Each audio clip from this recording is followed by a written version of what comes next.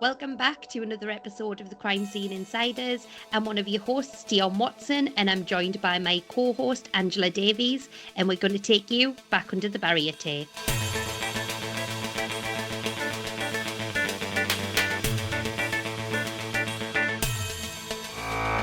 This week, we are joined by the fabulous Peter Hunter. And we're really looking forward to this episode because going all the way back to 2008, which feels like a really long time ago, we actually started our CSI journey with Peter, and we were in the same intake and did training together and then worked in the same force for a while. So it's going to be interesting to look back over some of those old memories, but then also catch up with what's been going on for you, Pete, because since then, Peter's worked in multiple different forces and has also worked his way up in ranks, and is currently the head of forensics in Staffordshire Police. So he's at the top of the tree now, which is quite different to being operational. So we're looking forward to hearing about different perspectives across the working environment. I think, though, we should take it right back to the beginning, if that's all right with you, Pete. What made you want to be a CSI? Thanks for having me, by the way, and it's nice to see the two of you. It's been a long, long time.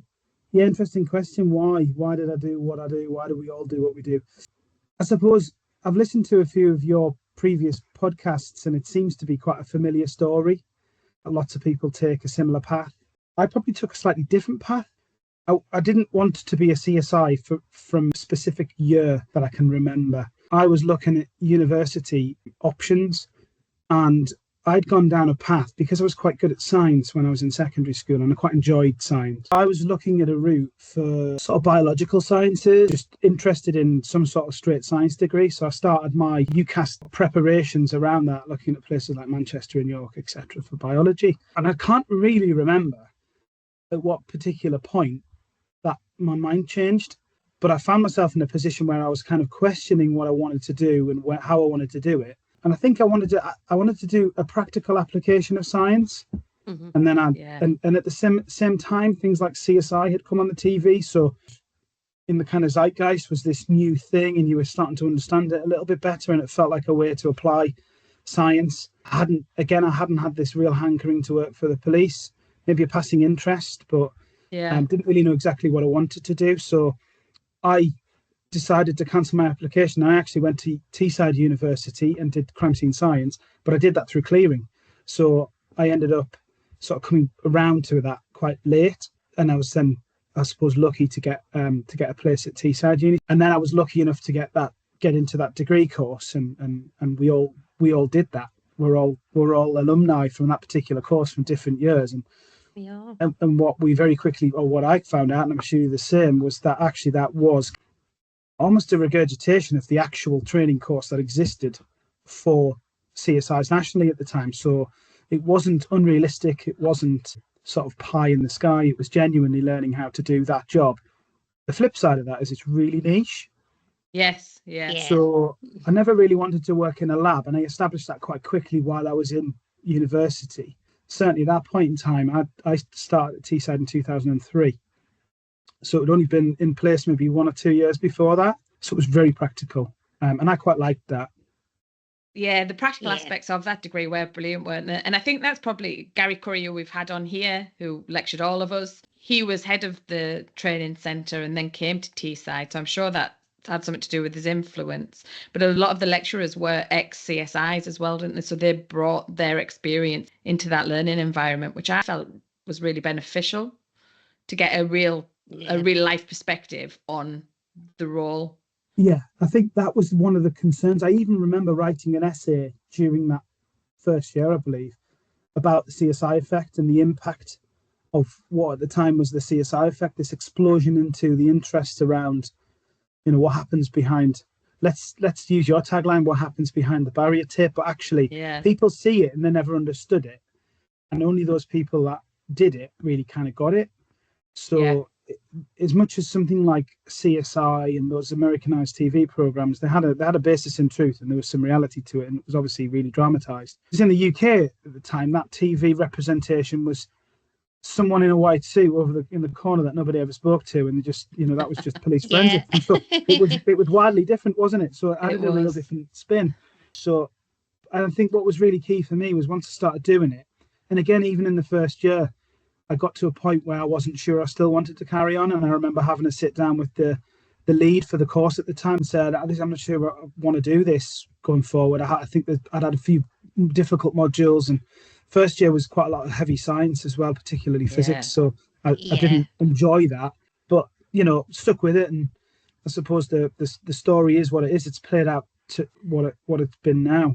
Well, do you know, I find it strange because from knowing you and starting with you, and then also that training in those first months, I remember you were in Newcastle, I was in Bedlington. Our paths didn't cross much, but occasionally you were up in Bedlington. And I always remember you being so enthusiastic. And I don't know, it's like you'd cut you in half and like a stick of rock, you'd have CSI running through you.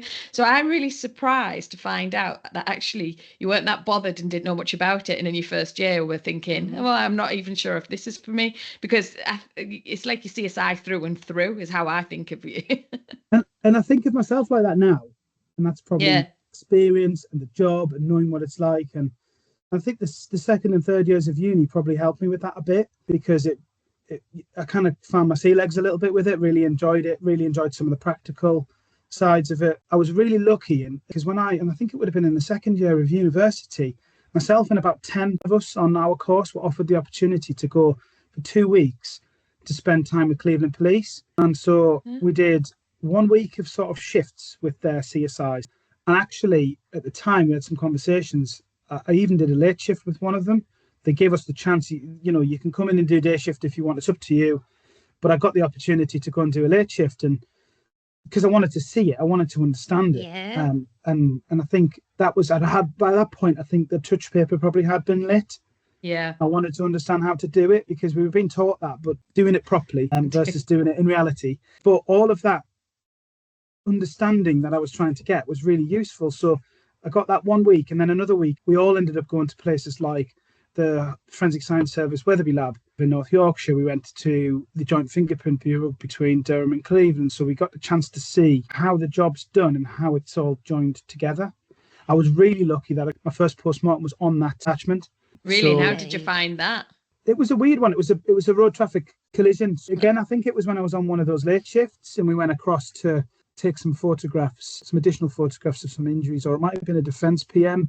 One of the two, in relation to some guy who he'd come off his motorbike on the A19, and I don't know, it was unusual. The first time I'd seen a dead body, I think, in that context. So I'd never really seen one in my personal life. I don't remember being weirded out or, I think just interested. I've always found postmortems a really interesting experience, and that's never gone away. And I remember there being an interesting fracture, which was kind of caused a little bit of discussion. With some sort of cyclical fracture around in the vertebrae. So rather than it being clean through, it was kind of almost like a stress fracture from the impact, probably because the impact had been coming down. So it was quite interesting, but it was just that whole experience is really unusual.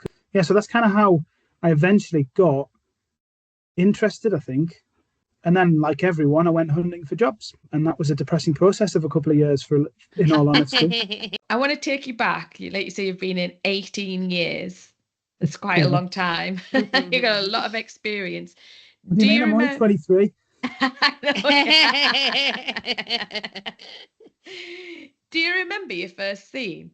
Not my first scene per se, because I know when we started, we had, I think it was about 4 weeks at headquarters with a whole training program of all sorts of bits and bobs. And then we were thrown into the big bad world. I was sent to Newcastle. And for those Staffordshire listeners, Newcastle upon Tyne, not underline, the real one. But I was sent, I started, that's alienating half of my colleagues, isn't it? I started at Newcastle, so that was the sort of bigger hub of the 6 sites that we had, staffing wise. And as most would expect, Newcastle's one of those cities where it's got a bit of everything going on. So no, I don't remember my first one. I remember there's some that do stick in memory. I remember the first solo one, because I was buddied up with someone for 3 months, and then sort of after that, it was like, yeah, not making any mistakes, crack on. A very different world to what people would experience now. From a competency perspective, it's sort of like an 18-month program these days to try and kind of get people from start across to fully competent. And we started as scientific support officers, wasn't it? But SOCO's, CSI, same principle. And so I started on the full range of work. So I remember my first day where I was solo. I actually think it might have been a bank holiday. I think it might have been a bank holiday Monday, because it wasn't very many of us on. That was that, or it was my first rape scene, one of the two. But I remember that where in a little flat, and it was what we used to call a Tyneside flat. So these houses in Newcastle where you'd have a set of stairs going up to the top floor from the backyard, and then front door would take you to the bottom. It was sort of one of these kind of old school terraced houses, but they've been broken into two. And I remember it was a rape in a living room, so there was like a leather sofa. And I remember a colleague coming in across to help. I kind of ran a few things past him. I think it was one of those. This is what I've done. This is what I'm about to do. This is my plan. Have I forgotten anything before I crack on and do it? And just get that little bit of reassurance. As much as I might come across confident, we all have that on occasions where you just need that little bit of reassurance. Especially when you're first setting out. Yeah. You don't want to make any mistakes. No, and some of it's fake confidence until it's actually real confidence, isn't it? I think you've got to fake it a little bit for a while, because it's nerve-wracking walking into scenes when you're just out new on the job. And I know I've made mistakes at scenes before, some little, some probably bigger, but thankfully I don't think anything that's changed the course of history. You have these little things that happen along the way, and I think I've had this conversation with a number of people, and I recall on one of your previous podcasts as well, somebody had said something similar, that you kind of think you can take over the world after a point. You've done all the burglaries, and you get to a point where I know I can crack this, I can go and do anything, then something happens. Probably you get a complicated burglary that's just a bit bigger than maybe you'd thought about, and you put a fingerprint lift in the wrong pocket, and you then have this panic moment where you've lost it, or you've lost a memory card, or these sorts of things, whatever it is, come along the point in time to bring you back down and bring that level of overconfidence that creeps in quite quickly, because you do see the same thing a lot and you become comfortable with it, and you think, I've got this, but then the next job comes along and it's just got that X factor on it that, I never thought about that. Or I remember going to a church, I can't remember where it was, I really can't, but I remember having a panic moment where I couldn't find a fingerprint lift. I had a method, and that method probably wouldn't stand up now, but we used to wear combat trousers. And this is really specific, so forgive me, but I remember it like yesterday, because I had my own process at the time, which my left leg pocket was my memory cards for the day.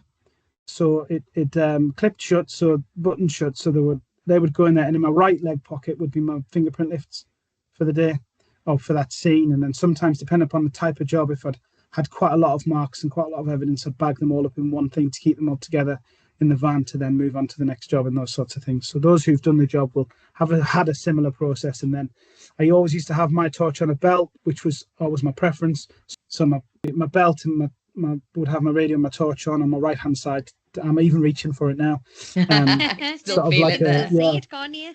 So that would always be, and that just became so familiar for me. And I think I had a moment where I'd put a fingerprint lift. I'd probably just put it in a different place. I put it in my folder. You remember we had those black zip up folders we used to use, and I had this panic moment of, I've lost a mark, I've lost some evidence. So that kind of thing, I think, kind of comes along, and I remember those things. I remember my first murder. What was your first murder then? Let's get into murder. So I had my first murder, it was in Newcastle, and it was not that far from Biker Police Station. I can't remember the name of the street. I can picture it, sort of down Hang here. on. You went to a murder in Biker. Yes. Hold the phone. What a shocker. Just alienate all our biker listeners. I was going to say sorry to all the biker listeners right now as well. Yeah. Sorry, I was working in Newcastle, so there was some around there, and it wasn't too far from the biker wall, actually, I remember. But of course. Well, nothing is really. But I can picture the street, I can picture the house, I can picture her. Because funnily enough, I've done a few talks about this particular one. But it was a lady who was found in bed, really significant bruising and injuries around her face. It wasn't a particularly nice establishment. The black carpets, dark red leather sofas, not very good for searching for blood. You had her boyfriend who had epilepsy, or he told us he had epilepsy. And it told us that he'd had an episode. He'd woke up, found her in the bed, and she had all these injuries around her face. She was found dead in the bed. So But actually, when you started looking around the house, it wasn't very clean. It wasn't particularly a nice establishment. I think they were probably using drugs at different times. I'm not 100% sure of their working environment. But what we found quite quickly is there was things like there was a bit of blood patterning on the wall next to the toilet, which had a really weird pattern in it, which turned out to be that it had hair. So it kind of had those linear marks in it that you get from when there's sort of blood in hair and then you lean against the surface. So there was blood around the toilet as well. So that indicated she'd been sat on the toilet. That was kind of our first thought. There was a little bit near the bath and in the bathroom. But his story was, I woke up and she was in the bed. And then the conversation is, well, hang on, why would she have been bleeding next to the toilet? How does that match up? Doesn't quite work. And then as it kind of developed, there was other elements to it. So we found a really big, and if you remember, this is going back a way, you know those big ashtrays you get on the bar in a pub back in the day when you could smoke in a bar, the big glass ones with those knobbly edges, but a big one so that it was kind of a communal one. There was one of them on the coffee table in the living room, and there was blood all around the one side of it. And then as we looked a bit closer, there was blood spatter, a low-level blood spatter on the sofa, but it was a dark red leather sofa, that kind of classic Chesterfield type sofa with that kind of red leather and black carpet as well. This is when your light source comes into play. A torch, just white light. CSI's best friend. Just white light, but once you got it and once you got your eye in and found it, it was everywhere. It was all kind of high-level impact spatter. It was all low-level. There was potentially that argument that it could have been, somebody stepping into a puddle of blood, but the puddle of blood wasn't there. So it was all indicating something had happened in that area. And then we ended up getting a scientist to come to the scene to help us. So I remember they came in, and actually what we ended up using was the position of the bedding was probably the most interesting bit, where essentially the story going back looked like he'd attacked her with this ashtray, which in the end we found little fragments of glass in the carpet. We found injuries around her face and her head. It was really swollen at the time, but once we went to post-mortem, we could see there was injuries that were indicative of that. So she'd been beaten quite severely with this glass ashtray. And then probably still alive when she was sat on the toilet. Why she was sat there, we'd never really established, but she'd definitely been sat there at some point while she was bleeding, which would have been after these injuries were inflicted.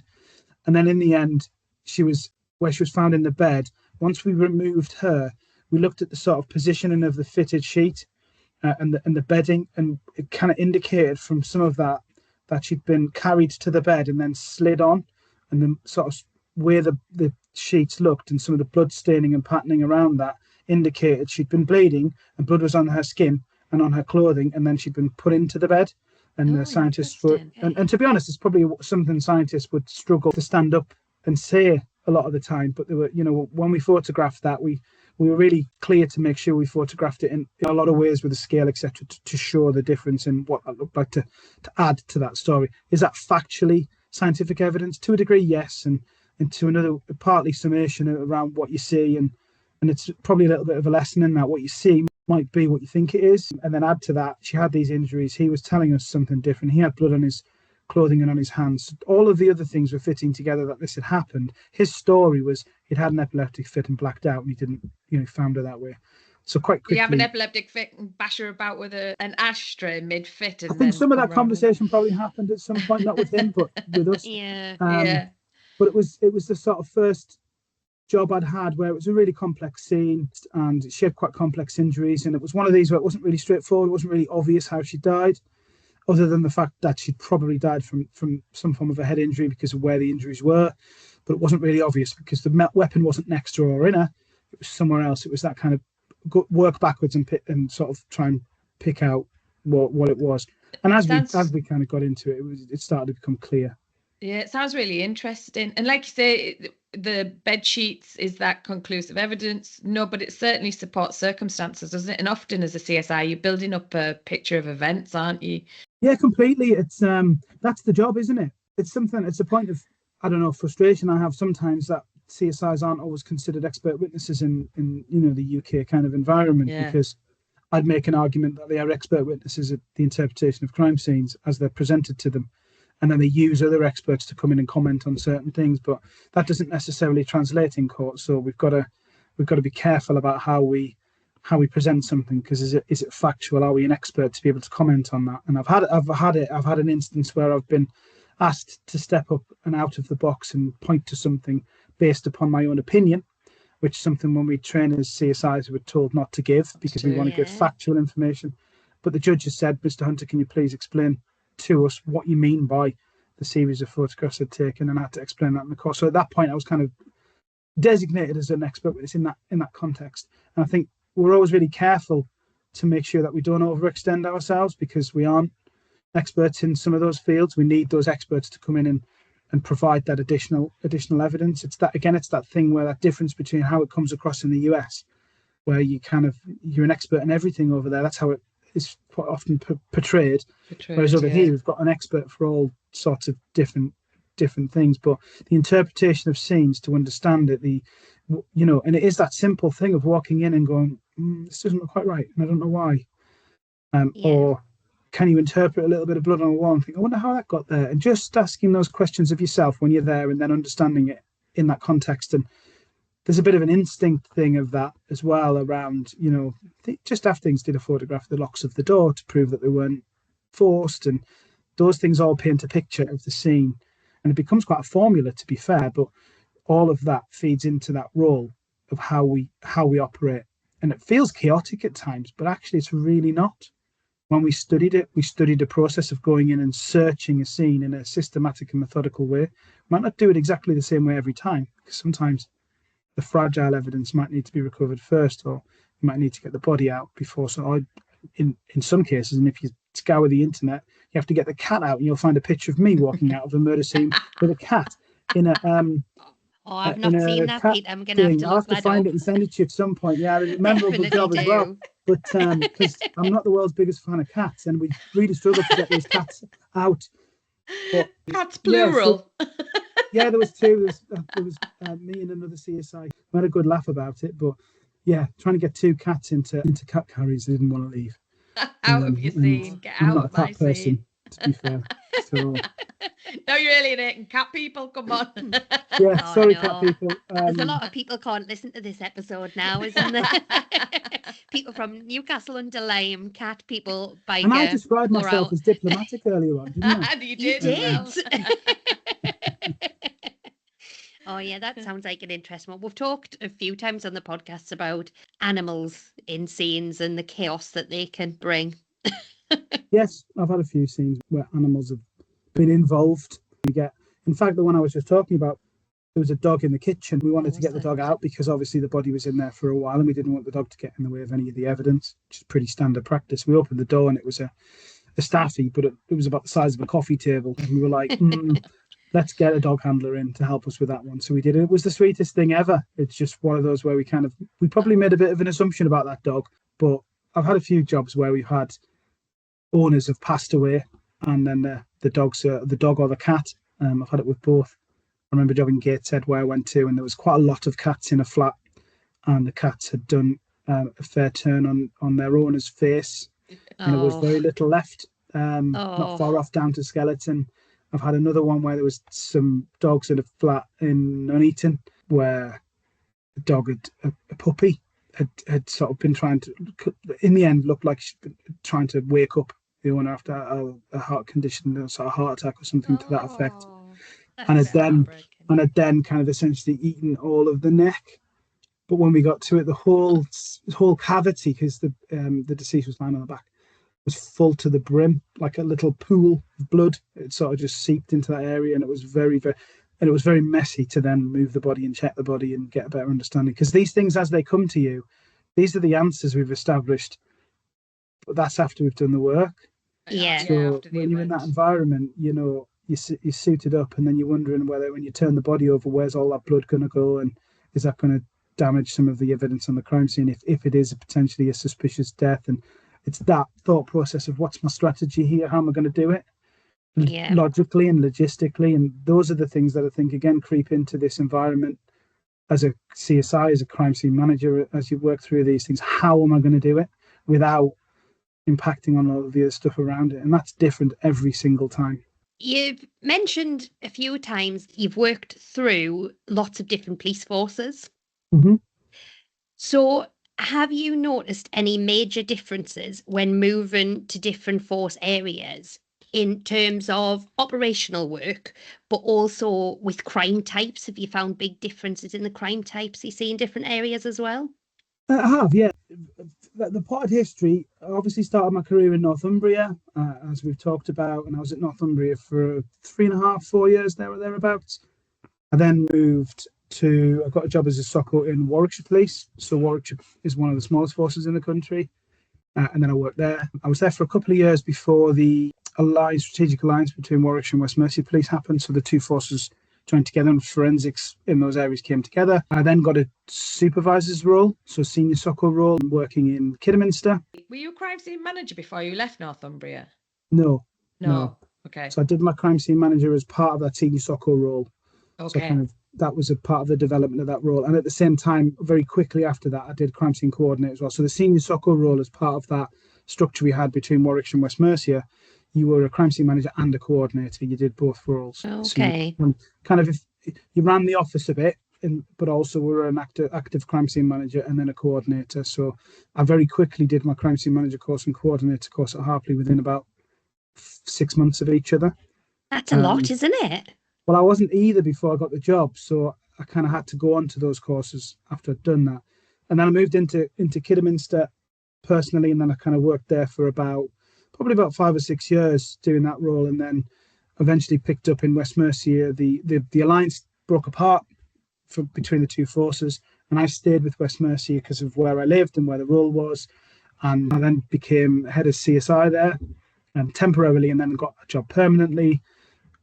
As part of that, I picked up collision investigation as part of that portfolio, and then in the last sort of 18 months, I came to Staffordshire as head of forensics. So that's kind of been that sort of potted history around the forces that I've done. So in Staffordshire particular, I haven't really been operational, but I do see some of those differences. I think for me, there's two elements to those differences. One is time, because where we would have seen a huge amount of burglaries 15 years ago and how they worked, and things like break-ins to cars where we'd get lots of them on a street where they'd bend back the doors, and even that was still happening when we started. Yeah, certainly where I was in good old bend back. But the bend back of a door and people looking for sat navs, that would happen fairly regularly. And then your burglaries were pretty consistent. They still exist, but it just evolved slightly. So they're probably a little bit less than they were in their numbers now, because crime shifted to a lot of online crime. The biggest difference for me was when I was working out of the Southwick office in Sunderland, and then when I left to go to Warwickshire. That was my biggest culture shock. To go from, because they're busy offices that you were in. Newcastle and Sunderland are busy, aren't they? It was non-stop, and it was all types of crime as well. Also, you've kind of gone from the 6th largest force in the country to the smallest force in the country. Yeah, and so when I started at Newcastle in 2008, our office was 12 CSIs and supervisors, and then in Warwickshire there was 10 SOCOs for the whole force altogether. Yeah, and I'd obviously had about 3.5, 4 years working in Newcastle, doing all sorts of bits and pieces. And whilst we had sort of VCSIs in Northumbria, when I went to Warwickshire, we had two. We used to call them volume crime scene examiners. I think there was a mixture between volume or vehicle, and they did all the property jobs. And again, this doesn't really happen as much as it used to. And property jobs were a real staple of what you did as a CSI, and vehicles as well. And I went to that office, and I'd started at a similar time to another lad who joined from West Mids Police, and we both come from quite big, busy metropolitan forces. And it felt like Groundhog Day, because it was just burglary after burglary after burglary after burglary, with the odd sexual offence or the odd violent offence involved. Whereas in our respective forces we'd been in, you could come in and have a burglary, a stabbing, a rape, a death, all in the day, so that difference was really stark. And we both got to a point where we almost drove ourselves a little bit crazy, because it was just this, it felt really similar and monotonous. And Warwickshire's Can somebody kill somebody, please? Warwickshire's not a sleepy county. It gets a lot of crime from its bordering areas, and it's got a lot of motorway. So there's a lot comes through Warwickshire, but there's also Stratford upon Avon and Leamington Spa.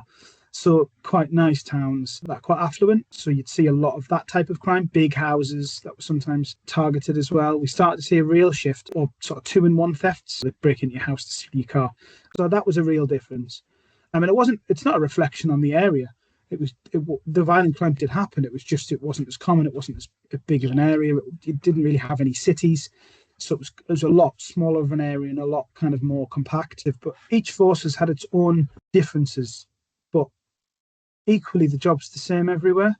Yeah. And the fundamentals and the principles of the job have never changed. And that I can see across all of those areas. Even in Staffordshire now, I say I'm quite far removed from operational work now, sadly. But actually, you can see the similarities are there. The job is the same. And I'm lucky enough that some of the people I've worked with in other forces work here in Staffordshire, so I've seen them work in other environments too. So I've been very lucky in that sense. So looking back, what bits did you enjoy about being operational? I loved, and yeah, going to murders and going to deaths and stuff is the pinnacle of it. It's really interesting. You can make a difference. But I actually think where the jobs that stick in memory that I feel like I've made more of a difference have actually been those where I've interacted with people. Yeah. I've been in a property and I've maybe had a couple of kids who were scared because they've been burgled. And I used to regularly get the kids to help me. I just found that, the easiest way to make people feel a difference when you go into a scene like that is be really, I would describe it now as being really kind. I wouldn't have then, but that is ultimately what it is, take on board what's happened to them, to be in that environment, be with people, walking away and making kids feel a bit better and a little bit less worried about what has happened and what's going to happen by letting them fingerprint something. That might be irrelevant, but just getting them involved. Or I used to sometimes take their fingerprints on a gel lift or, something like that. Or I'd put their hand on a piece of paper and then put some mag flake over, which would then pop up as something that gave them just a little moment. And I think those are the things that stick in memory. I've had some really wonderful conversations at allotments in Newcastle with guys who've had their allotments done over, talking about pigeons, because it's that interaction with interesting people that I've had the opportunity to do. I think they're the things, being out and about. Yeah, the negatives, you lived your life off Tesco meal deals or other supermarkets are available. The hours weren't great, and shift work isn't always helpful to everybody, but because we had such a nice team around us in every force I've worked in, and they've all been different because I've been in different roles, but having that team environment, that classic SOCO office or CSI office where you have that real hub of activity of all the individuals who've got that same mindset, that is really fantastic.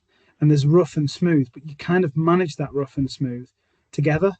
And that's where the welfare is managed quite regularly. We probably all talk about like a gallows humour, but it's that lean on each other. Those are the things that really stick in my memory. There's interesting jobs all the time. There's things that you've seen, you've smelled, you've done. I'm certainly not the squeamish one in the household because of some of the things I've had to be interacting with. If somebody said to me, here's some keys, here's a fingerprint case, get yourself out there, Pete, and go and do a couple of jobs. Love it. I'd absolutely love it. Be off. And I think I was the best thing since sliced bread. And do you know what? It would take me probably a day and a half to do one job because I'm so far removed from all of that. So you said that you're not the squeamish one in the house, but has anything ever knocked you sick? Yeah. Can you share it? Yeah, of course I can. I think isn't smell such a big memory thing? Oh, I think it's there's certain smells. I remember I had a job when I was working in Warwickshire. So it was a murder in Leamington, and it was a 90-something-year-old guy who'd been burgled. Actually, it was like an aggravated burglary, and he'd been assaulted, and he'd sort of been in this house for I think 1 or 2 days. After the attack, and we went in. It was me and a crime scene manager, and it was quite a small place, so there was only really space for us two to do it. So we kind of did the whole scene, just the two of us.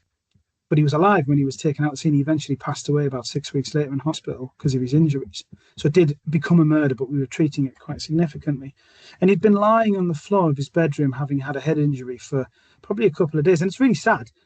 He'd wet himself a few times. He sort of defecated, in that position. That's where he was. And I remember having to search underneath that bed, and it was a really old iron sort of bedstead. He was a really old-fashioned guy. In fact, he'd had some medals stolen, so he was an ex-serviceman. But in reality, he was an old boy. He was living on his own. He didn't have very good sight. But I had to lie across some stepping plates in my scene suit, essentially on the floor where he'd been laid. And I can almost smell, while I describe this, the sort of pungency of the sort of urine smell that was there. So that was a real, significant one that I remember, because that particular smell has quite significant memories for me. I think, you can talk about things like decomposition and stuff. It's horrible, and there's some that are really, really bad. But there's the odd thing, and that's one that will always come crashing back as a memory for me. There's been a few sort of decomposition sort of scenes where they've been really bad, but they've all been their own thing, whether it's been a body that's really inflated and you're worried about moving it, and another one where we were trying to move the body that was sort of found behind a fence panel, and because there was an injury in the armpit, it was heavily laden with maggots, and when we moved the arm, it felt like it was going to come off. And it was a really kind of controlled environment. So actually we were stood on one side of the sliding fence panel and couldn't smell anything. And as soon as we slid that fence panel up to get access, that smell was released. It was kind of almost like a little environment, a little pocket. I remember weirdly a job that I did when I was at Northumbria that again sticks with me. And we had a large run of cannabis cultivations there. Yeah, we did at one point, didn't we? Yeah. We had real big scale Vietnamese cannabis farms in either in factories or in big houses in Newcastle or other parts of the northeast. And I remember going to an address, and everyone was on this big operation. And one of the things we had to do is we had to go across to Team Valley to a unit at Team Valley, and that unit was full of. It was kind of like a warehouse for building your own cannabis farm. So it had all the lighting and all the buckets and the rice cookers and all of the various different things we used to see in these setups. And I remember there being a fridge or a freezer. I think I was at this one with you. You might have been. And I remember I was in Gateshead and you guys came over. It was massive. The big warehouse on the river. Yeah. And it was I remember that one, that job. Yeah, but this was a unit in Team Valley related to the same. The Team Valley, because they ran an op over a course of a couple of weeks because they were trying to do a lot of disruption at the time. And this was a place where they basically were storing all of the kit. So if they were setting up a new one, you'd go in the building, and it was just basically in one corner you had all the reflector lights and bulbs, and then you had your plant pots and you had compost. It was genuinely a kind of one-stop shop to set up a cannabis farm. And as you probably remember, it was kind of. And as you remember, what they used to do, and they'd obviously pulled this out from other ones they'd broken down, because you had those wooden boards with all the plugs on as well. They were setting up. And the timers, and they used to set up like one of the rooms was a living room, wasn't it? So they had like cooker and TV and the a bed, smallest room possible, wasn't it? Absolutely. And so we had this like a little chest freezer, and naturally we're inquisitive. It's our job. So somebody, I think it might be one of the police officers that was there as part of the search team, lifted the lid of this, and it was half full of pink water. So the basic whatever was in there was defrosted. It was half full.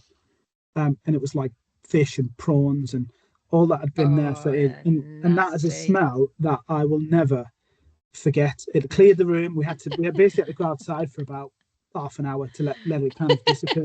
It was awful. So there are some, and there's some weird things. You sometimes see an injury and you think, that would hurt.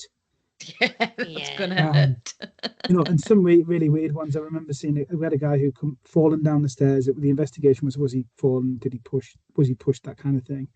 And his finger had been trapped in a door, and it basically took the fingernail. If you imagine the fingernail flipped in the opposite direction, and his whole little pinky was like tip of it was flat. It was just like it's probably about 2 millimeters thick at the end where it had been trapped in a door. And it was that you look at that injury and you think, ooh. That would hurt.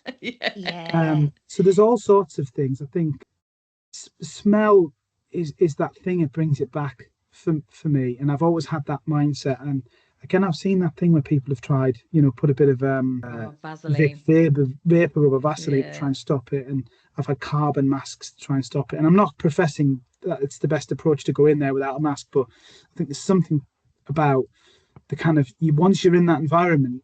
If it's a smell you can tolerate, you tend to tolerate it. It tends to become part of that environment. You get used to it a little bit, and if you know what to expect. So, but I'm told from my first ever decomposed body at a mortuary, I'm told I went green. I couldn't tell you. But I know my old shift partner Ray had said you look a bit funny colour, Pete. So there's probably loads. Do you know? I think what gets one person doesn't get someone else as well. Yeah, that's true. True, it's individual for everyone, isn't it? It is a bit, yeah. Grease for me. Ugh. Yeah, that would be. Sometimes it's the weird stuff. The expectation would be, oh, it's going to be decomposition or something like that. But, you go into a post-mortem and everybody comes out hungry because... It's so weird that, isn't it? It's the same. It's so true everywhere. as well. It happens everywhere. You've got to go and have a bite to eat afterwards because, I don't know, I couldn't tell you. I've got my own views on what that might be, whether that's because you're in an environment where you're around, a horrible expression, but you're around kind of meat in a way, so it's a bit like a butcher's. Oh God! I don't know whether that does that kick off some sort of like base response that as animals, as carnivores, that kicks us in. I really couldn't tell you. Or it's maybe you've just been in a room that's freezing cold, on your feet for 4 or 5 hours, and you haven't eaten anything because you don't tend to have that opportunity. And then the easiest way is to sort of comfort-wise, you come out and you feel really hungry. I don't know. Yeah. Because your adrenaline's going and everything, isn't it? So your sugars probably drop a bit. Your adrenaline's going. I've had a few people faint in post-mortems in the past as well. Have you? Yeah, I've had one or two sort of take a bit of a turn for different reasons. And sometimes it's the first one and they've never seen that kind of thing. And dependent upon the condition of the body, that can have an impact. And then again, you make a really good point. Your blood sugars drop. I remember somebody telling me once, if you're going for your driving lessons or driving test, have a sweet cup of tea before you go, give you a bit of a boost. And actually the same principle is true for something like that. If you're going into an environment where you're not really sure, I think making sure you've eaten. Because that's some of what those factors were. They hadn't eaten, but then they were in an environment that kind of wasn't nice and they weren't used to. And then... Yeah. Because for some people, it puts you off wanting to eat before going as well, doesn't it? It can be, yeah. Apprehensive and know they're going to something... Not very nice to say. They'll hold off. I've heard it said a lot, and I've seen it in a number of different forces. Most people get relatively quite hungry when they come out of a post-mortem. It's a weird phenomenon. Yeah. Do you remember our training post-mortem with the guy that had shot himself? Yeah, I remember looking through there. See Adam at the other side. Yeah. See Delphi at the other side. Yeah, I remember. That was it. It wasn't at the RVI. It was at. I can't remember which hospital it was. The busters in and busters out, didn't they, mid-training? Yeah, I remember that one. Yeah, it was Nigel Cooper was the pathologist, I think, if I remember right. Yeah, it was. And then when we all got back, we were all hungry. But it was something weird in the dining hall. We all went straight for lunch, didn't we? But it was something like, what was it, Dee? Can you remember? It was mince and dumplings. And we were all like, no, thank you. No, thanks. I'm just going to go over here for salad. Potato. Yeah. Yeah, mince and dumplings after what we'd just seen, and we're all like, no, thank you. Yeah, I think some of this is experience, isn't it? Looking back, how do you feel that the job shaped you? Oh, I mean, it's a good question because in one way, I don't know, but I don't know who I am without this. Yeah. Because it's been so long in it, if that makes sense. I think I've probably always been a bit of who I am. You guys have seen me from the beginning, so, we haven't spoken to each other for 15 years plus. I know, but it just feels like it's 2 minutes ago, in all honesty. It Well, just feels like the old days, yeah. Because I often say I'm no different from being a CSI to being head of forensics. I'd like to believe that I'm not really any different of an individual. I probably am, because I've got different decisions to make and I've got a different role. But I try to be quite open and honest. And I think I was already relatively resilient, but I think I now know that I'm quite a resilient individual because of just the years of change and that sort of thing. So there's that part of it. I think what shaped me more is kids. I think I used to be more patient, and I'm less patient now I've got kids, but that's probably a story for a parenting podcast. You're less patient now you've got kids. It's supposed to go the other way around, isn't it? Yeah, no, tell me about it. It might be an age thing as well, to be fair. But I think it's a really hard question to answer because there are parts of me that are exactly the same as I was, and there are parts of me that are different. You kind of probably become a little bit hardened. I think, am I empathetic enough? I don't know. I don't know whether I ever was, but I think over time that ebbs away a little bit, and I think you can fall into that trap of I've seen colleagues do it where they've kind of lost, they've got compassion fatigue or whatever you want to describe it as, and they just lose a little bit, and it's really easy to do in the role because you go into some of these things and you can't care to the level that you would like to, depending upon the kind of person you are for some of these, because you see these things so commonly and so regularly that you would just genuinely run out of steam. You'd not be able to cope. I think I've had different experiences everywhere I've been, and even now I'm having different experiences. It's a different role, but it's each force has its own kind of slightly different cultures and ways of working. There's little bits of politics that are different. All of those things kind of creep in. So each bit shapes you as an individual. I think when I became a crime scene manager and a senior SOCO, I was probably always, I don't know, maybe naturally inclined to sort of leadership type roles. I'd been doing some of that in volunteering with scout leaders and search and rescue, but then I think you kind of naturally gravitated into those roles, and that shaped me a bit in terms of how I deal with people. Generally, I might joke about not being as patient. I generally try and listen to people and genuinely try and take on board what they're saying and give everybody that voice in those environments. I think I'm really conscious about that now. I'm more of a reflective person than I probably would have admitted in the past. It's not to suggest it wasn't there, but those side of things, they've impacted my personality a little bit. But again, I'd love to think, I hope, and you're probably quite a good barometer of that. Generally, I'm kind of the same person as I always have been. I just know a little bit more about my ability to cope with things. And when I was in my mid-20s, when I started, I didn't have any responsibilities. It was just the job, and that was very different to what it would be now. I mean, now I couldn't go for a night out without 3 days off to try and recover anyway. But again, that's more of an age thing than a job thing, I think. I think those things have changed. I think that to round it up, are there any scenes in particular that have really stuck with you over the years? Is there like one standout, or are there any types of scenes that maybe have stuck with you? Oh God, I mean, there's a lot, and they all, as I said earlier on, there's like, I've had the benefit of multiple counties now, so there's bits in all. I think there's some that really stick in memory as where I've like been crime scene manager, and so I've had responsibility for them, and so that I have my memory of that is different. In terms of types of scenes, again, I've said I love those scenes where you go and you just interact with people, whether that's a burglary or whether that's a pigeon cree or something like that, where you've got this real interesting kind of environment. I remember going to, and I'm going to apologise in advance, Dion particularly. No. I remember going to St James's Park. And it was actually the day Bobby Robson died. And so they'd opened the ground and all the fans were in and laying the shirts. Which is quite common for those kind of things. But I'd gone there for somebody had broken into a fruit machine in one of the bars. So again, that classic, and probably all done it, and I don't think you see it these days, where they rip the front panel off and then they stand on it. And then you might flake it and wonderful footwear marks almost every time. I remember that vividly. So that was a really weird experience, just because it was in that moment where it was really busy, because there was loads and loads of, there's like crowds of fans coming in the right colours. That was probably where I was going to say, you poor thing, Peter. You have to be around them all. Thankfully, I know I'm from Durham, but thankfully I'm a Newcastle fan, so I'm all right with it. So there's lots of different ones for different reasons. There's some deaths, some certain deaths that kind of stick in just because they're unusual. And again, I think my Northumbria days were when things were done a little bit differently.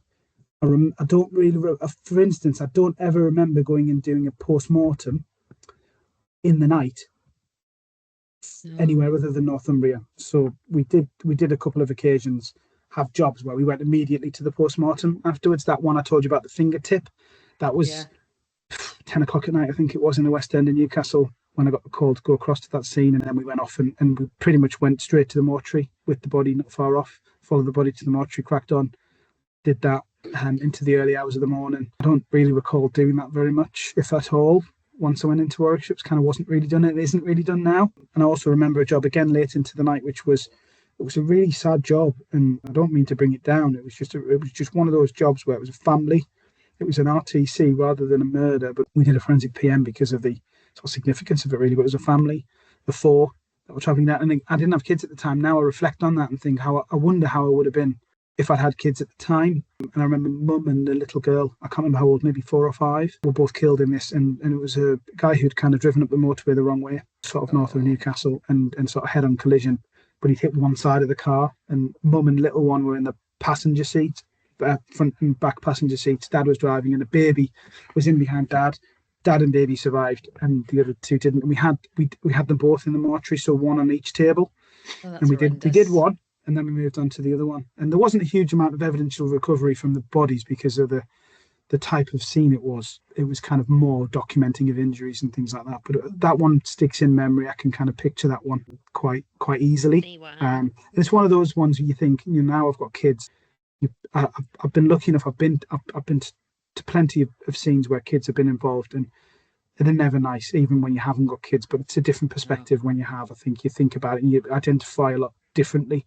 I've been really lucky that I haven't had a lot of that since, where I know plenty of colleagues who have. So I think, there's a huge range.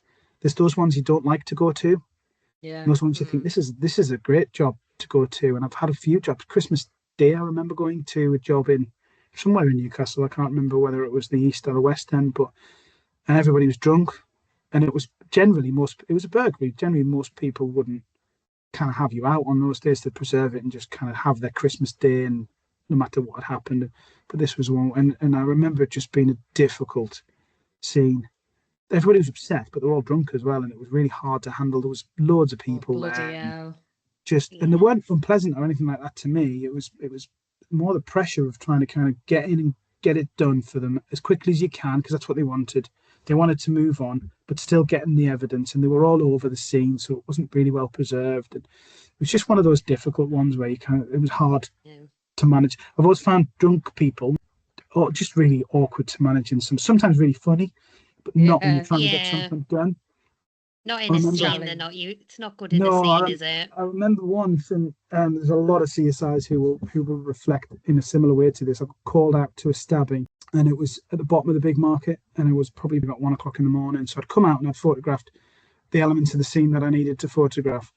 But there was a big pool of blood in the main part of the road, and lying on each side of that is obviously clubs and pubs and stuff. And we were at that kind of pubs kicking out time. But I remember having to photograph this bit of blood, take a swab, and a few other bits on the road. Not a huge amount of evidence. I remember getting my tripod out to do timed exposures, nighttime shots on the street. Check you out. and actually, it's a bit of photography I quite enjoy doing, but it takes a little bit of time. But in reality, the streets were lined with people who were all drunk because they were all waiting to go into clubs. I'll never forget that, because it was almost high pressure, because it was trying to get it done and trying to ignore everyone and keeping an eye out for somebody trying to get involved. And it was just one of those weird sort of little experiences that always sticks in memory. And I remember, mix that with a scene in the middle of rural Northumberland or the middle of rural Warwickshire in the dark, where you can't find the address and it's tipping down with rain. And there's a whole range. They're all over the place, aren't they? They're just, every job has its own thing and its own kind of moment, the body at the riverbank that you have to go and photograph it over time of night and things like that, because it's a miss. But there's loads. I don't think there's one specific that I go, that. They all have different memories for different reasons for me, I think. Have you ever done high profile stuff, Pete? I've had some stuff that's been locally high profile. Yeah. So I had a murder in Stratford-upon-Avon that was quite high profile at the time. Us working in Northumbria will all probably remember the Ralmore job and everything that happened with that. I was at Newcastle at the time, but I was on holiday. I was actually away in Ireland on holiday. So the only bit of that job I did, I attended the defence postmortem. I think it was the defence postmortem. Don't think I'd had an active role in it, but I remember going to the postmortem for the chap who died. Was it Chris Brown? Was that his name? Yeah. Who was shot. Yeah. I remember going to the mortuary in Gateshead. I don't recall recovering any exhibits. I think the defence PM, for those none in the job, quite often we do a sort of second post-mortem for the defence pathologist to go in and confirm the findings of the original pathologist. And often it's the same pathologists we work with. It's a different pathologist, but it's the same kind of group, because not many of them. So I remember that when we first started, the job of the day was the Croydon Road murders, if you remember them. It was 2 Chinese students. Chinese murders. And that happened probably 6 months before we started, but it was a one where we had house search upon house search upon house search. And so I remember certainly Newcastle, because it was being run from that office. We did quite a lot of pre-arranged pulse searches and warrants of looking for various things there. So I remember that job quite significantly. I didn't have an active role in it, but I remember it being kind of taught me that the big old machine part of it, the whole major incident team, what they do, and all of those periphery scenes that we deal with. And funny enough, you guys talked about the Judith Richardson job on a podcast. I actually did one of the scenes on that job, but it was a real side scene. So there was one of the parks in Hexham, there was basically some rubber gloves found in a bin, near a bin or something like that. And it was at the time that classic thing that happens in these scenes is we get a member of the public come and say, I know there was a murder down the street and I've just found some rubber gloves and a hammer under a bush. And so we generally go along to see if there's any relevant evidence in those circumstances. It's quite common, isn't it, that we, to make sure that it isn't a bit of discarded evidence. And I was called over day 2 or 3, so that was my only involvement. But sometimes it proves to be. And I remember with that job, the handbag was found in the city centre of Newcastle, wasn't it? I vaguely remember that happening. Yeah. And then the job sort of unfolding. But yeah, high-profile ones. I don't think I've had anything that's sort of super massively hit high. Do you remember coming up to that job in Gateshead? I had attended as CSI because it was thought not to be suspicious. And then when I got up there, the guy had 2 cuts on his wrists and then a cut across his throat and then a big gash on his head, and the police had covered him. And I looked and I thought, I'm going to say to you, you can tell me if it's the same job. Because I think I came up with Catherine Bolam, I think, didn't I? And I called it a crime scene manager because I was like, okay, I know they're calling it non-suspicious, but there's a couple of these injuries. Like, what's he cut first, his throat or his wrist? And then how do you cut your wrist if you've cut your throat? And then the gash in his head, it was down to his skull. And I thought, okay, I want a crime scene manager's opinion on this. That. He had a T-shirt printing press. That's exactly it. That's where he smacked his head off. T-shirt, like the whole biggest room of the house was a full T-shirt. I'd never seen one before. That was interesting. But I hadn't. Decades ago for us all. So. You have to stop saying that because you're making us feel really old. I'm in my 40s now, man. And my kids remind me of it all the time. Spring chicken.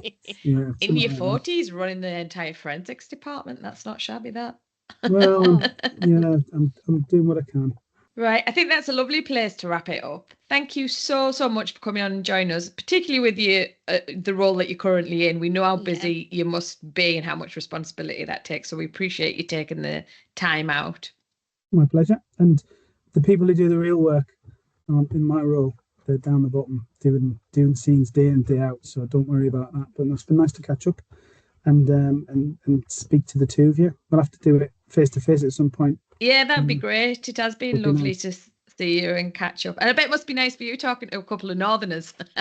Yeah. There's a few Northerners I bump into every now and then, but not as many as you'd expect in the Midlands. So, but yeah, I've probably dropped in. My accent's probably gotten a bit stronger as we've gone along. You'll come off and everyone will be like, "Who's this?" Probably. Well, like Anne says, thank you so much for coming on. Really enjoyed reminiscing and chatting through some of your stories, and I'm sure the listeners will find them really interesting as well. So thank you, and thank you to all of our listeners for tuning in for another episode.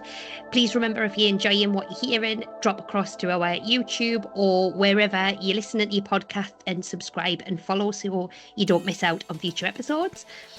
And we will be back in a fortnight's time where we will take you back under the barrier tape.